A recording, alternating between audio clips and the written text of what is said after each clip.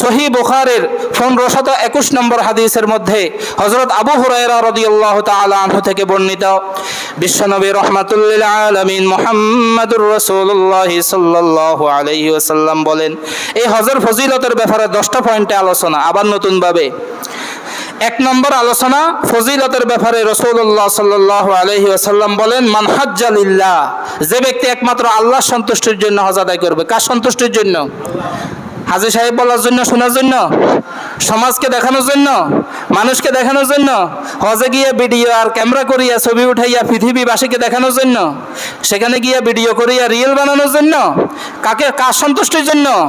আল্লাহর সন্তুষ্টির জন্য। দেখেন, হাজী সাহেব, হাজী অমুক সাহেব, এইটার ওয়ারেন্টি গ্যারান্টি এখন আমাদের সমাজের মধ্যে বেশি।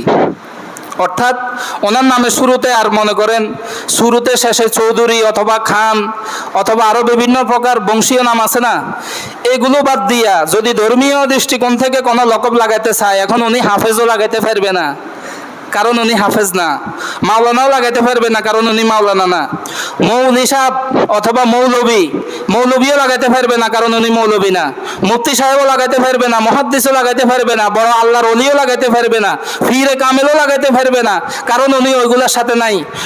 সভাপতি, সেক্রেটারি, ক্যাশিয়ার এগুলো আছে, এগুলা তো হয়তো অনেক সময় কেউ লাগায় অথবা লাগায় না, বা এর ভিতরে থাকে, এর বাহিরে থাকে। এখন কোনো লকব যদি, কোনো উপাধি যদি লাগাইতে না পারে, তার পুরা লাইফে ধর্মীয়ভাবে একটা পরিচয় লাগায়, সেটা হচ্ছে যে কি, আলহাজ অমুক ব্যক্তি। লাগায় কি লাগায় না, বলেন না? এখানে কাউকে উদ্দেশ্য করে বলা না, আমাদের সমাজের চিত্র হচ্ছে যে এটি, যে ওনার নামের শুরুতে হাজী সাহেব বলতে হবে, লিখতে হবে, মানুষ জানতে হবে, বুঝতে হবে, বলতে হবে, সকলের কাছে প্রকাশিত থাকতে হবে যে উনি আর জীবনে কিছু করতে পারছে আর অথবা না পারছে, ধর্মীয় কোনো খেদমত করতে পারছে আর না পারছে, উনি 10 লাখ টাকা 8 লাখ টাকা খরচ করিয়া অন্তত হজ আদায় করছে, অতএব উনি হাজী সাহেব। তাহলে এখানে মানুষের দেখানোর জন্য, মানুষের প্রশংসার জন্য একটা বিষয় আসছে কি আসে নাই? আসছে। এটার নাম হচ্ছে রিয়া। আর রিয়ার কারণে, এই রিয়ার কারণে আমার আপনার আমল থেকে সওয়াবগুলো চলে যাবে, শূন্য হয়ে যাবে। আমার সুনাম আর বদনামের সাথে সাথে আল্লাহর কাছ থেকে যে সন্তুষ্টি এবং পুণ্য পাওয়ার বিষয় ছিল, এটা যখন চলে যায়, আমলটা মুক্ত হয়ে যায়, আমলটা খালি খালি আমল হয়ে যায়, আর এখানে সওয়াব থাকে না।